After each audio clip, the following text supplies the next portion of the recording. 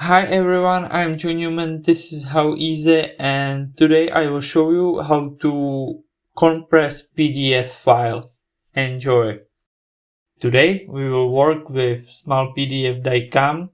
I will give you link under the video and we can start. I've prepared here PDF document easily with method drag and drop it in the zone. And now with basic method it's for free. We compressed our document. We can see our new compressed size of the file.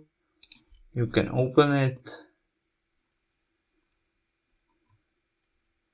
Here you can see clickable menu. Everything is okay. You can check a new size of document and it works. So thank you so much that you watched this video. I hope that you like this video. If you like, give me a like or subscribe or comment this video. Visit our webpage and we will see you next video. Stay tuned. Ciao.